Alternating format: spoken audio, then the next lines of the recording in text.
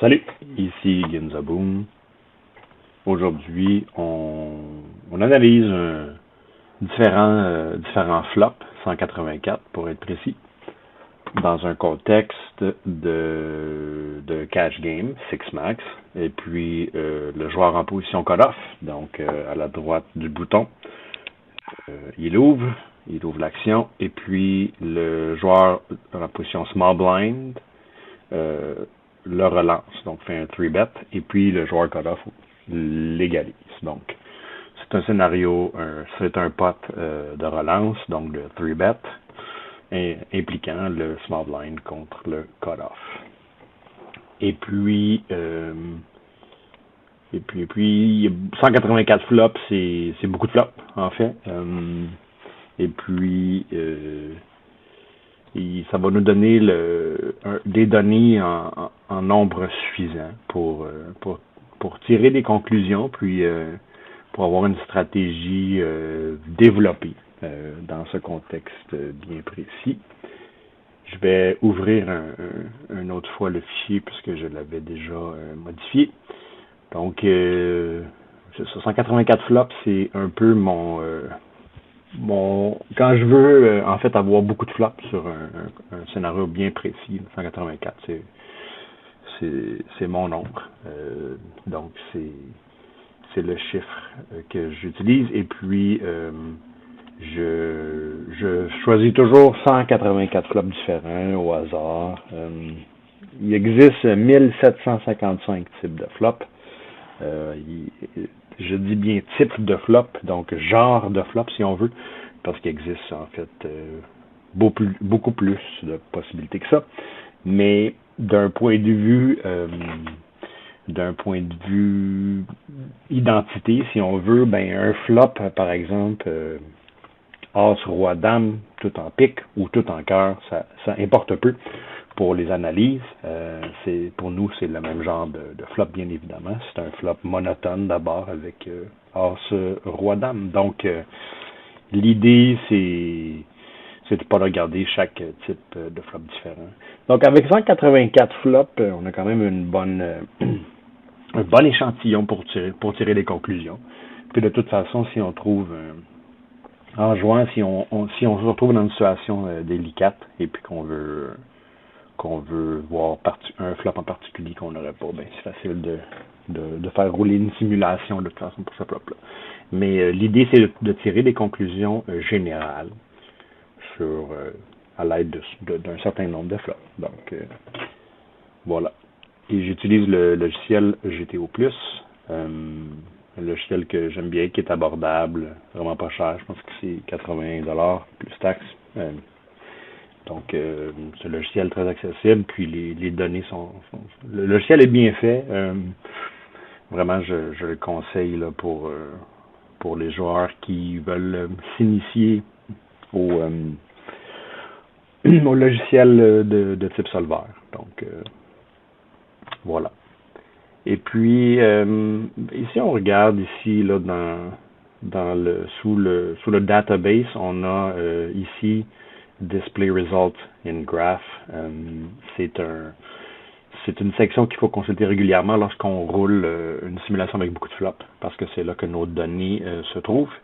Et puis on peut exporter aussi là, ces données-là en fichier Excel. Donc, c'est très intéressant de bâtir un petit fichier comme ça avec des données. Et puis, on peut en tirer différentes conclusions pour faire des comparatifs. C'est très important. Donc, on se rappelle, le small blind a 3-betté le cut-off. Et puis, si on regarde sur les 184 flops, suite au 3-bet, on va voir un flop parce que le cut-off égalise. Et puis, regardez, sur 184 flops, la première chose qui est intéressante à regarder, le small blind va checker seulement 21,41% du temps. Donc, autrement dit, le small blind va faire ce qu'on appelle la mise continue, le continuation bet, C-bet. Donc, 80% du temps, 8 fois sur 10 à peu près. Alors, ça c'est à noter. Et puis, si on regarde l'équité, d'abord, bien évidemment, on a un petit avantage du côté du small blind. On a 55% d'équité contre donc 44,32 du côté du cut-off. Le joueur hors position a donc plus d'équité sur l'ensemble des flops, donc la moyenne des flops. Évidemment, il a toujours l'avantage au niveau de ce qu'on appelle les mains nuts, là, de nuts, les meilleures mains, puisque le joueur qui 3-bet a toutes les grosses mains, comme As, Roi, la paire d'As, la paire de Roi, l'As Roi, l'As Dame. Donc, c'est tous, il a un avantage net là-dessus. Paire de Dame aussi. Donc, les grosses mains, il les a. Tandis que le joueur hors position, lorsqu'il égalise, le joueur en position plutôt, lorsqu'il égalise, mais en principe, là, évidemment, ça varie toujours, mais il y a définitivement beaucoup moins de paires d'as et de rois, et il a beaucoup moins d'as roi aussi. Ça arrive que certains égalisent la troisième mise au lieu d'aller d'un 4-bet avec des grosses mains, mais dans la plus grande majorité du temps, il n'a pas ces mains-là. Donc, il a ce qu'on appelle un éventail de mains plafonnées, c'est-à-dire qu'il il est plafonné. Donc, il lui manque les meilleures mains dans son éventail de mains. Donc, c'est sûr que ça crée forcément un avantage en faveur du joueur qui a ces mains-là, donc le joueur hors position, le small blind. Par contre, une des choses à noter, bon, si on regarde le scénario, on va regarder ça au départ. Je vais sortir la calculatrice aussi, ça va me donner une petite idée. Une seconde, voilà. Alors, peut-être pas aussi gros que ça. OK. Le pot est à 22. Et puis, 22, et puis la valeur espérée, le EV, Expected Value, valeur espérée, est à 11,64. Donc, est-ce que ça correspond à l'équité qu'on a? C'est la première question qu'il faut se poser. Donc, faisons le pot 22 fois notre équité, 55% et 68, et ça nous donne 12 et 24. Donc, en principe, si on prenait l'équation pure et simple du pot versus notre équité, notre valeur espérée devrait être de 12 et 24. Or, elle est à 11 et 64. Donc, il nous manque 60, 0,60. Donc, il nous manque 0,60 là, au niveau de notre valeur espérée. Pourquoi? C'est la première question qu'il faut se demander. Pourquoi? Bien là, ce manquement-là, il se trouve tout simplement dans le fait qu'on est hors position. Donc, le désavantage positionnel ici fait en sorte qu'on réalise moins notre équité. Donc, c'est une notion qu'il ne faut pas négliger, qu'il ne faut pas oublier, la réalisation de notre équité. C'est pas parce qu'on a 55% d'équité qu'on va réaliser cette équité-là la plupart du temps. Donc, le fait d'être hors position fait en sorte que très souvent, on ne réalise pas notre équité. Et dans ce cas-ci, c'est pas compliqué, on va regarder 11,64 et on va le diviser par le 12 et 24 que nous avions. Puis dans ces scénarios-là, dans les 184 flops, si on fait le moyen, on réalise notre équité 95% du temps. Donc, on la réalise assez souvent, mais bon, on réalise 95% de notre équité. Le joueur hors position. 44,32 comme on avait dit auparavant.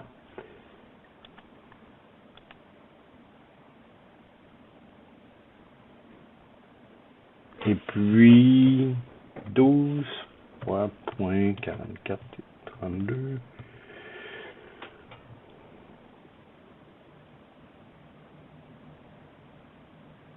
Pas 12, en fait, c'est 22 plutôt. Voilà, ça me semblait bizarre aussi. 22 fois 44 et 32, ça nous donne 9 et 75. Donc, en théorie, notre adversaire réalise son équité moins souvent aussi. Donc, c'est intéressant.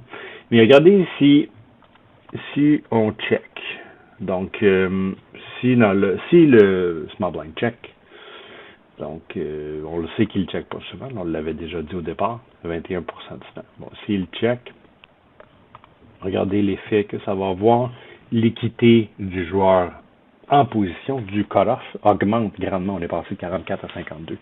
Donc évidemment, lorsqu'on fait face à un check de la part du cut-off dans ces scénarios-là, bien notre équité augmente grandement. Donc son range, son éventail de mains est beaucoup moins fort en principe. Et puis notre équité gagne en partant au niveau du cut-off. Ça c'est intéressant.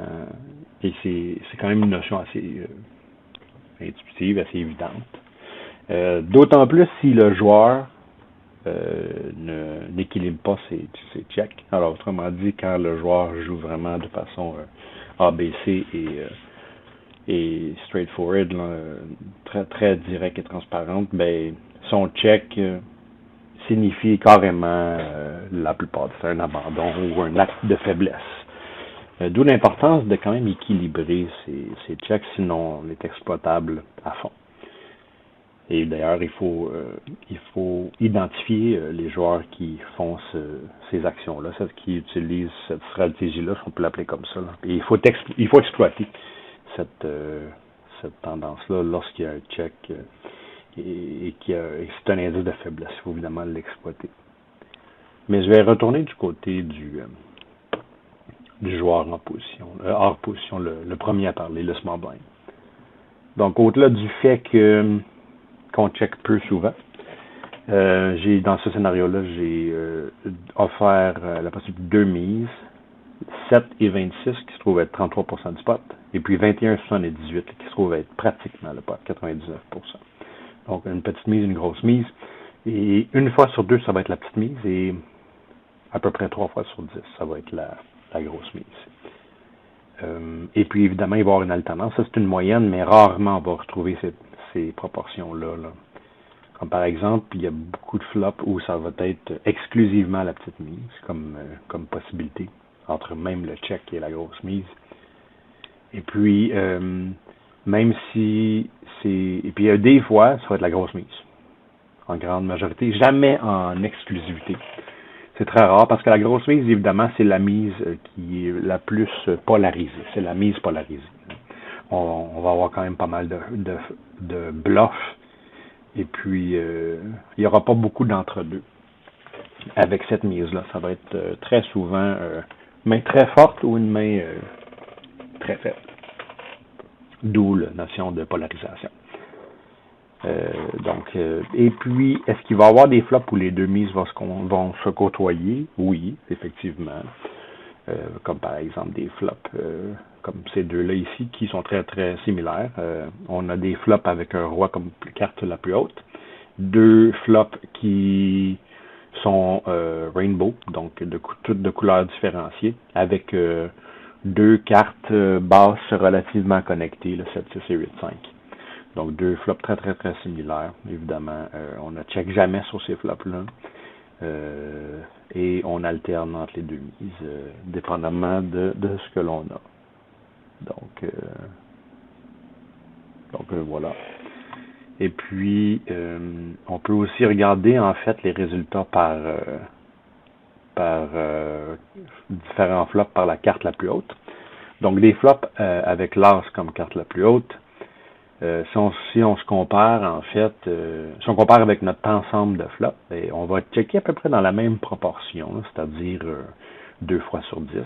Mais une des données qui saute aux yeux, c'est qu'on va utiliser la petite mise très fréquemment et la grosse mise de très peu, en fait, seulement 6,28% du temps. C'est beaucoup plus bas en fait que ce qu'on a vu pour l'ensemble des flops. Donc un flop avec un as, la petite mise, dans une grande majorité du temps, c'est quand même 3 fois sur 4. Et puis, très peu de grosses mises. Les flops avec grosse mise, si on regarde ça dans le premier ordre, As, Roi, Valet avec possibilité de tirage à la flush draw. Et ensuite, c'est l'As avec des petites cartes. Donc, As de 2 si on a une paire de 2 sur le tableau. As 4-2, As 6-3, As 4-3. Donc, ces flops-là, si on exclut le As de 2, le 3, 4 et 5, ce sont le même genre de flop, c'est-à-dire qu'on a une possibilité de flush draw avec deux petites cartes connectées. Puis après ça, ça descend assez vite. Hein? As 9-8, As 4-2, As 7-3, donc on voit que c'est un As avec des petites cartes. Très peu d'As avec une seule carte de type Broadway, c'est-à-dire le 10 en montant. Hein?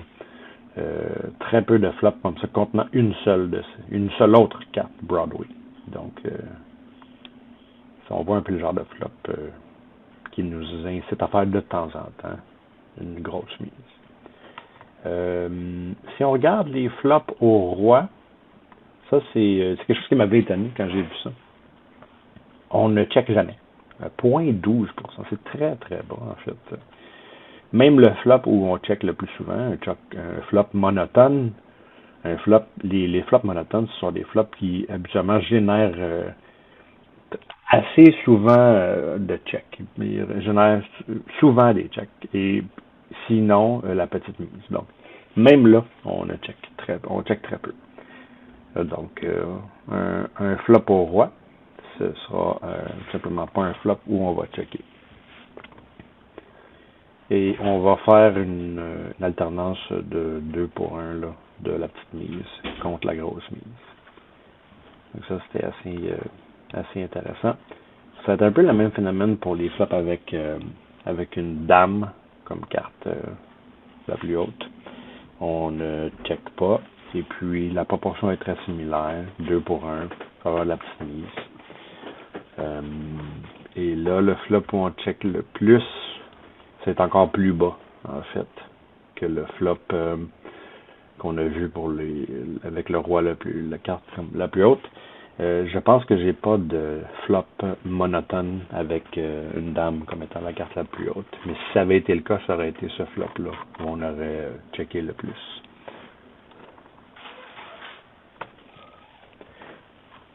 Valet, 11% seulement de check.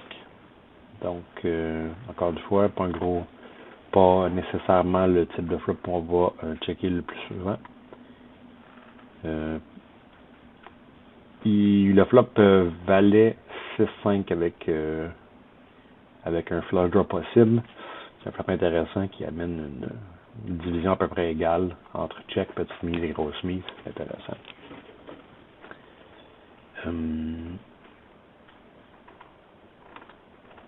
Maintenant avec le 10, là on commence à avoir une stratégie très mixée, du moins au niveau de la moyenne. Ça ressemble beaucoup au flop qu'on vient de voir avec le Valet 6-5. Une répartition égale entre check, petite mise et grosse mise. Et puis, au niveau de chaque flop pris en eux-mêmes, avec un 10 comme carte la plus haute, ça reflète pas mal cette réalité-là. Sauf des flops très précis, là, comme 18-3 monotone, où est-ce qu'on check 4 fois sur 10, et puis 6 fois sur 10 la petite mise. Donc, les flops monotones, on verra jamais la grosse mise. Sauf ici, évidemment, il y a un élément qui me contredit. C'est excellent. Pourtant, ce sont des flops avec une certaine similarité. 17-5, 18-3. C'est sûr qu'on est plus connecté au niveau du 10-7-5. Mais on pourrait faire une analyse des flops monotones en soi. Mais à partir du flop avec le 10 comme carte la plus haute, on a une grande variété. C'est peut-être les flops qu'il faudrait étudier le plus parce qu'il y a une grande variété de stratégies possibles. Le flop au 9, c'est la même chose. Donc, les flops avec le 10 en baissant, là, ce sont les flops qui sont les plus complexes. Ce serait des flops qui nécessitent le plus, selon moi, une étude approfondie. Puis plus on descend, plus les checks vont augmenter en fréquence. Là. Parce qu'en principe, c'est pas nécessairement des flops qui nous frappent le plus en tant qu'agresseur pré-flop. On a beaucoup d'overpair évidemment, mais au-delà de ça, on n'a pas grand-chose, contrairement à l'autre joueur, contrairement au cut-off. Les flops au 7, il y en a de moins en moins, c'est normal. Et même chose, les checks vont être assez grands. Les flops au 6, même chose. Oui, 6-5-4 avec un flop possible, donc une grande connexion. C'est un flop où on va... et même chose pour 6-3-2. C'est deux flops, en fait, où on va checker énormément. 8 fois sur 10, 3 fois sur 4 ici. C'est des flops qui extrêmement connectés. Et là, on n'a vraiment pas d'avantage au niveau de notre éventail de main. Notre équité d'ailleurs est en bas de 50% là-dessus. Et si on regardait la réalisation de notre équité, là, ce serait... On n'oublie pas notre pot est à 22. Donc, 22 fois notre équité, 46, 19, ça devrait nous donner... Oups, ouais, non, évidemment, j'ai pas fait la bonne chose. 22 fois point 46, 19. Ça devrait nous donner 10. Et puis, la valeur espérée est à 6,90. Valeur attendue, 6,90.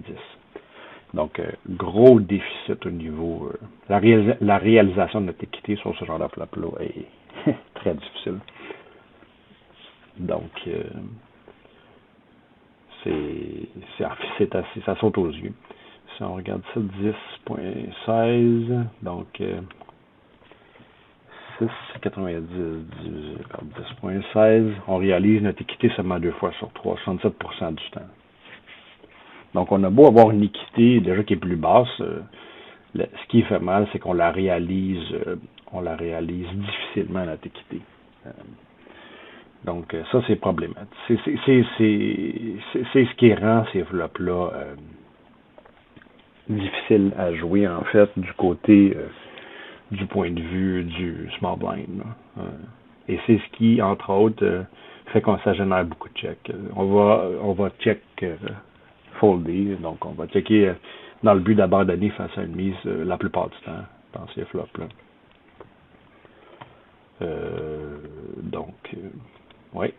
Si on continue avec les flops au 5, même chose, 5-4-3, les deux flops comme ça, rainbow ou non. Ça ne change pas grand-chose au niveau de notre équité, de notre stratégie, de notre position précaire. Donc, c'est des flops difficiles pour nous. Avoir beaucoup de checks. Flop au 4, s'il y en a, 4-3-2, 4-2-2, 4-3-2. Check toujours. Même chose, l'équité, c'est très peu réalisé. Notre équité, en principe, dit qu'on a quand même environ la moitié du pot là, en équité. Donc, en principe, la moitié du pot nous revient là, en rapport de force. Mais en réalité, c'est que c'est pas vrai qu'on va se retrouver avec la moitié du pot avec le pot une fois sur deux ou avec l'équivalent d'une fois sur deux. C'est pas vrai là, sur ces flops-là. Donc, c'est ça c'est ça la particularité de ces flops-là, le désavantage positionnel, la difficulté à réaliser notre équité. Et je pense que l'idée, les joueurs devraient toujours chercher à réaliser le plus souvent possible leur équité, et trouver la façon dont ils peuvent réaliser leur équité le plus souvent possible. C'est un concept qui est à approfondir certainement et à pratiquer. Notre objectif devrait être de réaliser notre équité le plus possible, le plus souvent possible. Et puis les flops au 3, ici il y en a un. Il y en a un, ok, wow. 3-3-2. Flop avec une stratégie mixée. Cette fois-ci, notre équité, étonnamment, est un peu plus grande. Évidemment, il y a moins de connexion du fait qu'il y a une paire de 3 sur le board, donc La paire de 3 est un avantage ici pour nous, au sens que notre adversaire a fort probablement moins connecté sur ce flop-là. Et là, nos overpairs, donc les paires par-dessus le flop, surtout les grosses paires, là, font en sorte qu'on a un avantage ici. On a une stratégie mixée. Puis le seul flop possible avec des 2, c'est 2-2-2, puis je pense qu'on l'a pas dans cette simulation-là. Donc, ça serait une analyse par différents types de cartes. On pourrait regarder l'analyse des flops monotones dont je parlais. Dans ma simulation, là, sur 180 flops, j'ai 5 types de flops monotones. Et puis 2 avec le 10, comme on avait vu. Mais, exception faite du flop 10-7-5, là, qui a une grande connexion en plus. Les autres flops, c'est la règle dont je parlais avec des checks assez élevés, surtout dans 2 flops, les flops à l'as notamment. Et puis la majorité du temps, c'est une petite mise. Donc, exception faite du 10-7-5 là, qui pourrait être un flop intéressant. On regardera peut-être le 17-5 dans un vidéo futur. Les flops avec un flush draw, donc je pense qu'ils répondent bien à la moyenne, si on veut. Si on regarde la moyenne des flops, donc 28, 50, on va faire un arrondissement là, 30, 50, 20. Donc, on a un peu moins de grosses mises, et puis les petites mises gagnent un peu, même ça que le check. C'est assez représentatif de la moyenne globale. Stratégie pas très différente. Ça dépend toujours du type de flush. Fait à noter, c'est une chose c'est une règle assez universelle. En principe, le joueur qui égalise la relance, donc le joueur qui arrête l'action pré-flop, c'est celui qui a le plus de flush drop dans son éventail de main. C'est une règle générale qui se retrouve la plupart du temps. Des fois, c'est moins marqué comme différence ou comme avantage, des fois ça l'est plus, mais chose certaine, le joueur ici en position qui a arrêté l'action pré-flop, c'est celui qui a le plus de flush draw. Donc, ça c'est une chose à noter. Et puis sur les boards de type, je me suis trompé, les types rainbow, donc avec des couleurs différentes, sans flush draw possible, du moins sans flush draw direct possible. On retrouve à peu près notre proportion. Donc, seuls les boards monotones ont une particularité. Là.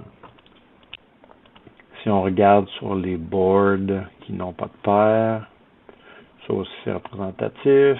Si on regarde les boards qui ont une paire, là on check encore moins souvent sur ces boards-là et puis on mise la petite mise plus fréquemment.